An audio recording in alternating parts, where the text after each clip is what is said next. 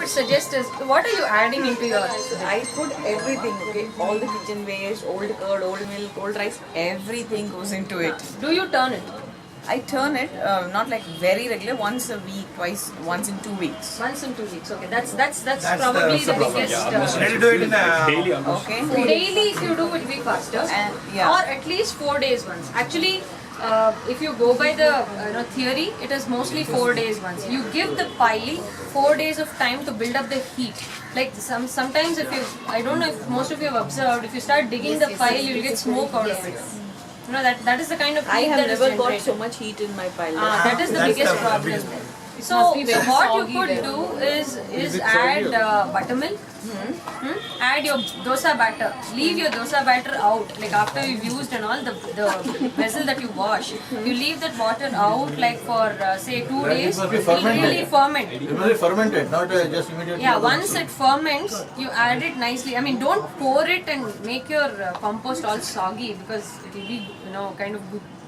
Smelly will smell Slightly very deal with. So just sprinkle in different layers. Just sprinkle and turn, sprinkle and turn. That will really help. But you are doing aerobic, right? Yeah, In aerobic. I aerobic, just want to go to vermicomposting now. but I would suggest you master aerobic. Get compost. Make sure you get compost. In aerobic also you can get compost in 1.5 months. If you do it the right way. 45 days. Okay. I have a question. Can we add rice, the leftover rice? Yes. No, everybody can. But it stinks actually. Yeah. That's when you don't turn it. How do you deal with Aerobic, no stinking. No, Yeah, that's what she's telling. If You your turn pile it, is stinking, add this dosa batter or you get it fermented. buttermilk, Then it all those must- things. No, the which thing will is act you as add day accelerator. 1, day 2 again you add your waste, day 3 again you add your waste. Then if you open on day 4 and try to pull out the rice, it will obviously stink. Okay. Because there is no air involved there. So what you should do, the ideal way of doing aerobic composting, you add your wet waste for the day. One layer, say one handful of wet waste, try to cover it with brown matter, dry leaves or old compost or cocoa peat or whatever you have for brown matter, cover it. Then sprinkle some buttermilk on it. I do it as a daily practice. I keep a bottle of buttermilk near my kamba daily. So as soon as I add my wet waste and brown matter, I sprinkle buttermilk. The next day, before adding anything newly into it, I use a rake and turn it. And then add. So when you turn it, you will not have any smell. So the same process will repeat. So every day when you keep doing the same thing, there will be no maggots. Like even in this rain, there is not a single maggot in my kamba.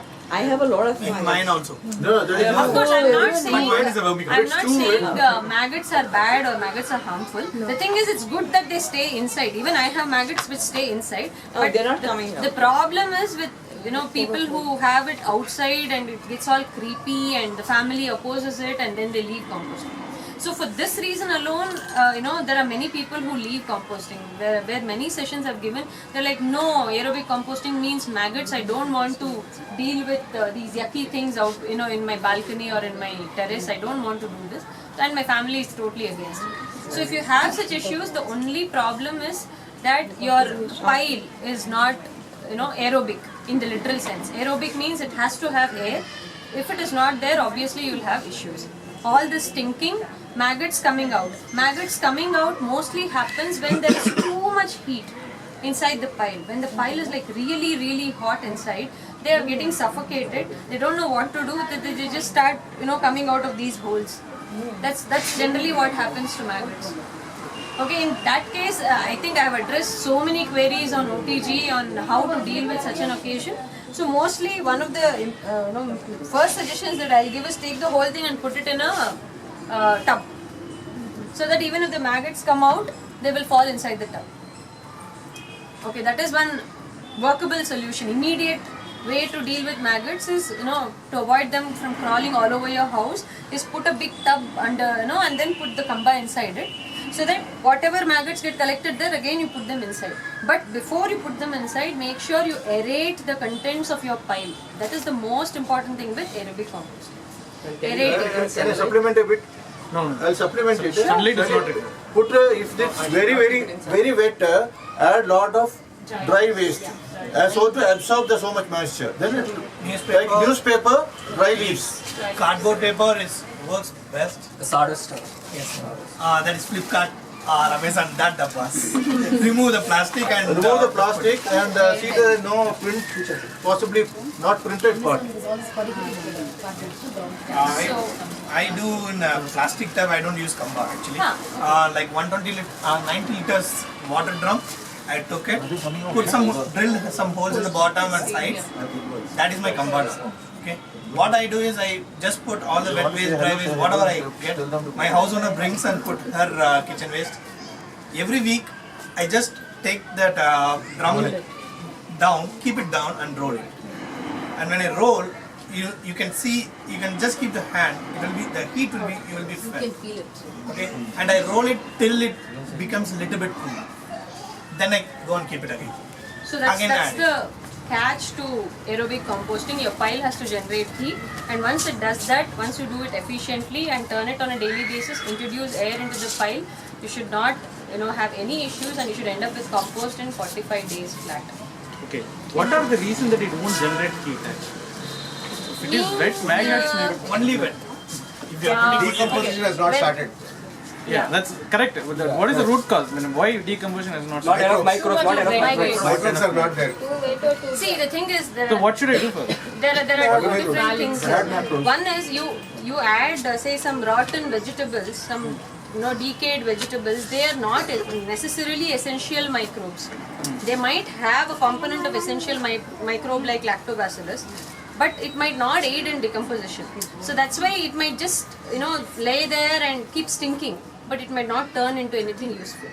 So then it becomes the onus of the person who is composting to provide microbes. So See, for people who do not who Yeah, I'm feel using that this actually because- they cannot do just with buttermilk, compost microbes by daily dump is some thing that you can buy and use for starters. I mean, basically I talk about these things only because once you are a pro in something, you can always experiment. But until you get to that level, to get that confidence that I can start composting, here are the champs who have already done it. Otherwise, we can add some half-done compost also. Yeah, that also you can add. Yeah, half done compost, If it is- all this. If it is very wet, what I do is every week I get at least one the Domino's medium size bag full of coffee extracts from office. I get it. Okay, just dump it for some time and roll it. Okay, that sucks all the wet, most of the wet, and becomes balanced a little bit. Also in Indiranagar, the best part of Indiranagar is Daily dump is no, not daily dump. I don't use any of those. Okay, any of these items. Coffee day. Not coffee day. Starbucks. The best thing is during the springtime, all the leaves will be around. Just walk around with a bag. Dry leaves. Just sweep it, take it, go for After we go have to your your home. first block during summer time, you will get at least about 40-50 bags of Yes. dry leaves. I just go take it.